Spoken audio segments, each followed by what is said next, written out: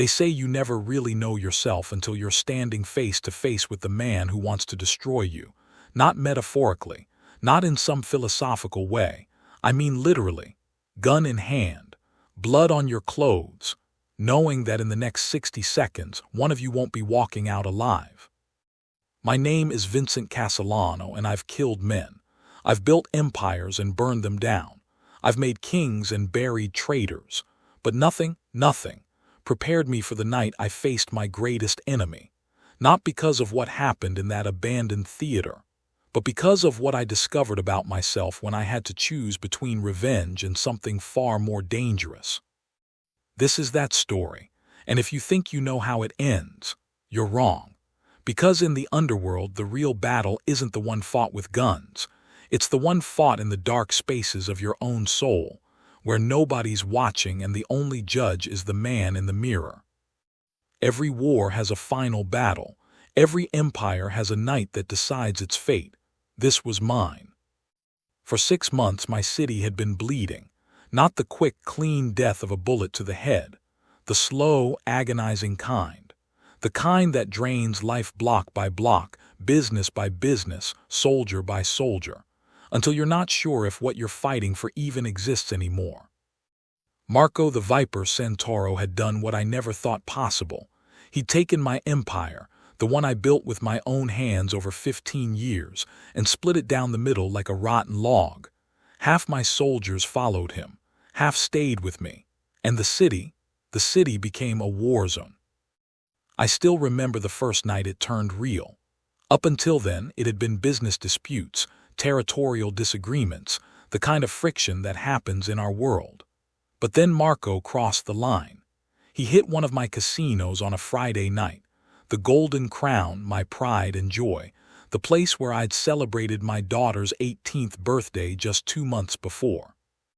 His crew didn't just rob it, they destroyed it, smashed every table, every slot machine, every piece of glass. Left 3 of my guys in the hospital and a message spray-painted across the bar. The old king is dead.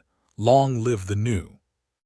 That's when I knew this wasn't about territory anymore. This was about survival, his or mine. The city wasn't big enough for both of us. I sat in my office that night, the smell of cigar smoke heavy in the air, and made the calls. Called every captain, every soldier, every man who'd sworn loyalty to the Castellano family. This is war, I told them, simple as that. Marco wants my throne. He wants everything we've built. So from this moment forward, there are no more gray areas. You're either with me or you're against me. Choose now. Some chose quickly. Big Paulie, who'd been with me since the beginning, didn't even hesitate. Boss, you gave me everything. My loyalty isn't for sale. Then there was Bobby Rizzo, my accountant, who said simply, I'm too old to start over with a new boss. I'll ride this out with you. But others looked at Marco's youth, his aggression, his promises of modernization and bigger cuts, and they made a different choice. My own cousin, Tony, called me that night. I could hear the shame in his voice, but also the calculation. Vincent, I love you, but Marco's got momentum. He's got the young guys, the energy. I think he's the future. I hung up on him. What else could I do? In our world, betrayal doesn't get a conversation. It gets a consequence. The next 6 months were hell. We fought over everything. Gambling operations, protection rackets, drug territories, shipping routes. Every revenue stream became a battlefield. Marco would hit my guys, I'd hit his. He'd intimidate my suppliers, I'd burn his warehouses. Tit for tat. Escalation upon escalation. The bodies started piling up, not from us directly. We were too smart for that. But when you've got 2 factions fighting for control, violence becomes inevitable. A soldier from Luca's crew would get jumped in the wrong neighborhood. One of my guys would get shot leaving a bar. Tit for tat. Escalation upon escalation. The worst part, the civilians. The regular people who lived in our neighborhoods, who worked in our businesses, who just wanted to feed their families without getting caught in the crossfire. A bakery owner who refused to pay protection to both sides got his shop torched. A bartender who served Marco's guys got beaten by mine. An innocent kid caught a stray bullet during a shootout and spent 3 weeks in a coma. I started having nightmares. Not about dying, I'd made peace with that possibility years ago, but about legacy. About being remembered as the boss who lost control, who let his empire tear itself apart, who couldn't keep his own house in order. My wife Maria barely spoke to me anymore. She'd see me come home at 3 in the morning, blood on my shirt, exhaustion in my eyes, and she'd just shake her head. "This isn't the man I married," she said once. I didn't have an answer for her, because maybe she was right. Maybe war changes you so much that the person you were becomes a stranger. But I couldn't stop, because in my world stopping means dying, and I'd built too much, sacrificed too much, lost too much to just roll over and let Marco take it all. The city knew it too. Every shop owner, every street corner dealer, every working girl and numbers runner, they all felt the tension. They'd whisper about it in bars and diners. "Who do you think wins, Castellano or Santoro?" Like we were boxers in a ring, not men tearing apart the fabric of everything we'd built. And then, after 6 months of bloodshed, after countless losses on both sides, after the feds started sniffing around and the other families started making concerned calls, something shifted. Marco sent word through a neutral intermediary. "Let's end this. One meeting, just us. Winner takes all." The message came through Father Giuseppe, an old priest who'd buried more mobsters than natural causes ever could. He showed up at my door on a Tuesday evening, his weathered face grave, his eyes carrying the weight of 100 confessions. "Vincent, I have a message from Marco Santoro," he said, settling into the chair across from my desk. "He wants to meet. No soldiers, no guns, just the two of you." I laughed, but there was no humor in it. "So he can put a bullet in my head.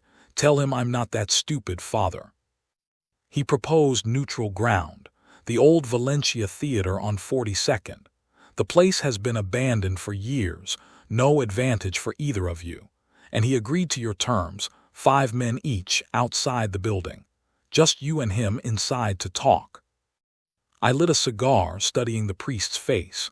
Father Giuseppe had known me since I was 15 years old.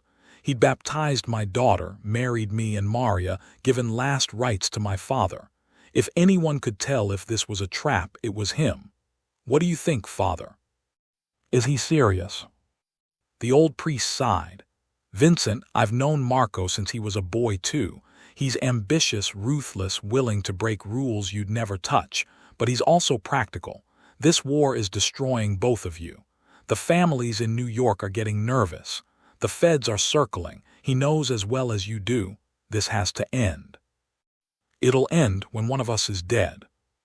Perhaps, or perhaps you both find another way." Father Giuseppe leaned forward. "I'm not naive, Vincent. I know what you men do. I know the bodies I've blessed, the widows I've consoled. But I also know that even in your world, there's room for wisdom, for choosing survival over pride." I thought about that for a long time after he left. Was this about pride? Maybe, probably. But it was also about something deeper, about respect, about proving that you don't just take what a man has built. You don't just split an empire in half and expect no consequences.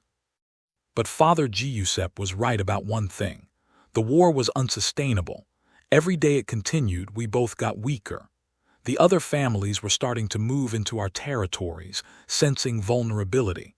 The Russians, the Albanians, even the Irish, they were all circling like sharks smelling blood in the water.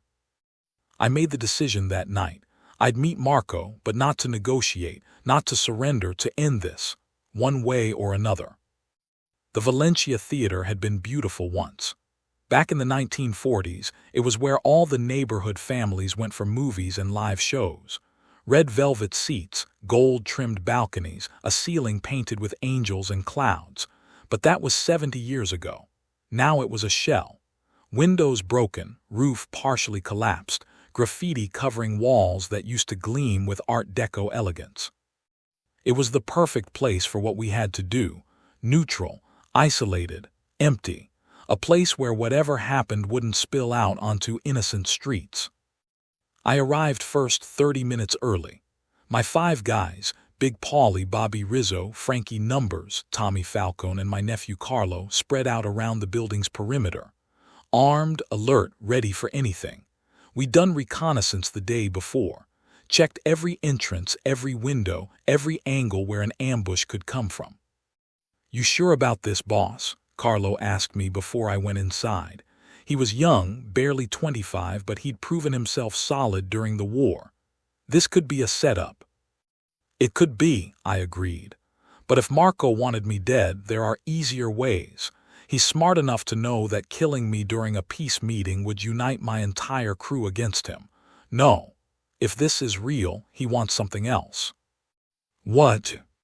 I looked at the theater's entrance, dark and uninviting. "That's what I'm about to find out." I walked through the front doors alone, my footsteps echoing in the vast, empty lobby. Dust particles danced in the beams of light coming through broken windows. The smell of decay and abandonment was overwhelming. Nature was reclaiming this place, turning someone's dream into a graveyard.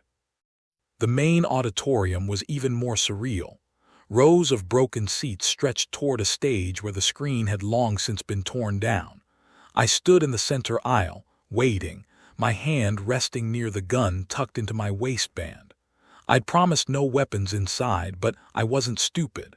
Some promises don't count when your life's on the line. 5 minutes later, I heard footsteps. Slow, measured, confident. Marco Santoro emerged from the shadows at the back of the theater, walking down the opposite aisle. He was younger than me by a decade, maybe 6'2", athletic build, with dark hair slicked back and eyes that missed nothing. He wore an expensive suit, even here, even now. Image mattered to Marco. It always had. "Vincent," he said, stopping about 20 feet away. Close enough to talk, far enough to react if things went bad. "Marco," I kept my voice neutral, betraying nothing. We stood there, 2 men who'd once been allies, studying each other like chess players before the first move. The silence stretched between us, heavy with 6 months of violence, betrayal, and death. "Nice place you picked," Marco finally said, gesturing at the ruins around us. "Symbolic, a monument to something that used to matter but doesn't anymore." "Is that what you think, that everything we built doesn't matter?" He smiled, but it didn't reach his eyes. "I think the world's moving on, Vincent, and men like you are still fighting yesterday's wars." "Yesterday's wars," I repeated, letting the words hang in the air. "That's an interesting perspective from a man whose grandfather built half of what you're trying to steal." Marco's smile faded. "I'm not stealing anything. I'm taking what should have been mine years ago. You've been holding on to power out of stubbornness, not strength. The men know it. The streets know it. Even you know it. Deep down." "Really? Because from where I'm standing, all I see is a child having a tantrum because daddy won't hand over the keys to the kingdom." His jaw tightened. "Good. I wanted him angry. Angry men make mistakes. Careful, old man. Just because we're talking doesn't mean I've forgotten 6 months of your soldiers trying to kill mine. And I haven't forgotten you started this war by hitting my casino, by destroying something that meant more to me than money." I took a step forward. "You want to talk about what matters? Family matters. Loyalty matters. Respect matters. You threw all of that away because you got impatient." "No," Marco said, his voice rising. "I threw it away because you treated me like a servant when I deserved to be a partner. How many years did I prove myself? How many times did I make you money, save your operations, handle problems you couldn't solve? And what did I get? Pat on the head. Good job, Marco. Maybe someday, Marco. Well, I got tired of waiting for someday." There it was, the real wound, the actual reason this war started. Marco felt disrespected, overlooked, undervalued, and maybe, if I was honest with myself, he had a point. I'd been grooming him for leadership, but on my timeline, not his. In our world, patience is supposed to be a virtue, but for ambitious men, patience feels like prison. "So this is about your ego?" I asked. "About feeling like you weren't getting enough credit?" "This is about evolution," Marco shot back. About taking an organization stuck in the 1990s and bringing it into the modern world. You still do things the way your father did, the way his father did. But the game's changed, Vincent. Technology, globalization, new players, everything's different, and you're too stubborn to adapt. I studied him in the dim light filtering through the broken ceiling. He believed what he was saying. That's what made him dangerous. He wasn't just power-hungry. He genuinely thought he was right, that his way was better, that I was the problem. You know what your problem is, Marco, I said quietly. You think new is always better. You think tradition is weakness, but you're wrong. Tradition is what keeps us alive. It's the code that stops this life from devouring everyone in it. You want to throw that away because it's inconvenient. Go ahead, but don't pretend you're improving anything. You're just making it easier to become the thing we swore we'd never be. And what's that? Animals, men without honor, soldiers without cause. You think I built this empire by being ruthless. I built it by being loyal, by keeping my word, by protecting the people who protected me. You want my throne, you want my power. Then you better be prepared to carry the weight that comes with it, the responsibility, the sacrifice. The nights you can't sleep because you sent men to die. The families you have to face when their sons don't come home. That's what being boss means. And I don't think you're ready for it. Marco's face was stone. Try me. The air between us crackled with tension. This was it, the moment where words either found resolution or failed completely. Here's the truth, I said. This war ends tonight, one way or another. We can't keep bleeding the family dry. The other crews are moving into our territory. The feds are building cases. Every day this continues, we both lose. So I'm offering you a choice. What choice? Walk away, take a territory, I don't care which one. Run it however you want. I won't interfere, but you leave the rest of the family alone. You build your own thing your own way, and we coexist, separate but equal. Marco laughed, harsh and bitter. You're offering me scraps from your table. After everything I've done, everything I've built, you think I'll settle for one territory. The alternative is we keep fighting until one of us is dead and the other is too weak to survive. Is that what you want? To win a kingdom of ashes? What I want, Marco said, his voice cold as winter, is what's mine, what I earned.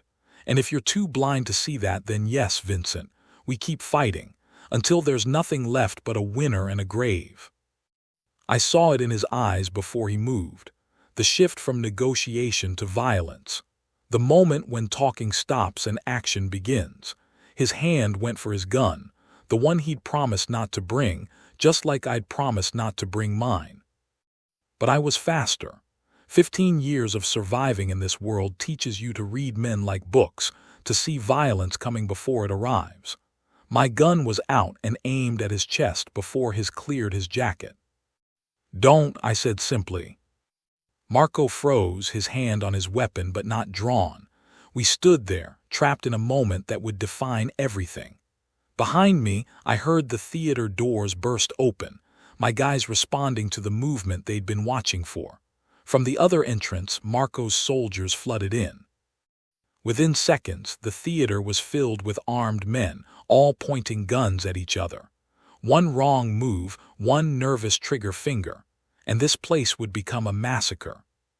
Tell them to stand down, I said to Marco, my gun never wavering. You first, he replied. We were at an impasse, the kind where pride gets people killed. I could see the calculation in Marco's eyes, wondering if his guys could take mine, weighing odds, measuring consequences. But he was also seeing what I was seeing, that even if he won this fight, he'd lose half his crew, and what would be left wouldn't be worth ruling. Last chance, I told him. Call this off or I end you right here, right now. And your guys can try to avenge you, but I promise you, Marco, I promise you, you'll be dead before you hit the ground. Is that what you want? To die in a ruined theater fighting a war that doesn't matter? It matters to me, he said, but I heard the doubt, the first crack in his conviction. Why? Because your ego can't handle losing. Because you need everyone to know you were right. I took a step closer, my gun still trained on him. Let me tell you something about being boss, kid. It's not about being right. It's about making choices you can live with, about knowing when to fight and when to walk away, about understanding that surviving is winning. The theater was silent except for the sound of breathing and the creaking of old wood. 20 men, all armed, all ready to kill, all waiting for one of us to make the call. I'm going to lower my gun, I said, and you're going to lower yours. And then we're going to walk out of here, go back to our corners and figure out how to end this without turning this city into a graveyard. Because that's what leaders do. They find a way. And if I don't, Marco asked, but his voice had lost its edge. Then we both die today, and everything we've built, everything we've fought for, it all burns, your choice. I lowered my gun, slowly, deliberately, showing trust even though every instinct screamed it was suicide. My guys behind me tensed. I could feel their panic, their certainty that I was about to get shot. Marco's hand trembled on his weapon, still drawn, still pointed at me. For 5 seconds that felt like 5 hours, I thought he'd pull the trigger, thought pride and rage would override sense. But then slowly, he lowered his gun too. The tension in the room didn't disappear, but it shifted, from inevitable violence to possible survival. Stand down, I told my guys without turning around. We're leaving. Vincent, Big Paulie started. I said stand down. One by one, my soldiers lowered their weapons, reluctantly, confused, but obedient. Marco gave a similar order to his crew, and gradually guns were holstered, hammers eased down, fingers moved away from triggers. This isn't over, Marco said as I turned to leave. I stopped, looked back at him. Yeah, it is, because you're going to take your crew and you're going to leave this city. Tonight, I'm giving you 24 hours to be gone. You can go to Philadelphia, Boston, Chicago, I don't care. Build your empire somewhere else your way, but you leave my territory, and you never come back. You're exiling me. I'm sparing you. There's a difference. A bullet would be justice. This is mercy. Don't make me regret it. Marco left that night, took 30 of his guys and disappeared. I heard later he went to Boston, started working with the Irish crews up there, building something new. Whether he learned anything from our war, I don't know. Maybe, maybe not. Some men never learn. But I learned. I learned that victory doesn't always mean killing your enemy. Sometimes it means being strong enough to let them live, being secure enough in your power that you don't need their death to prove your worth. The city came back together slowly. Territories were redrawn. Soldiers who'd fought for Marco were given chances to return if they wanted.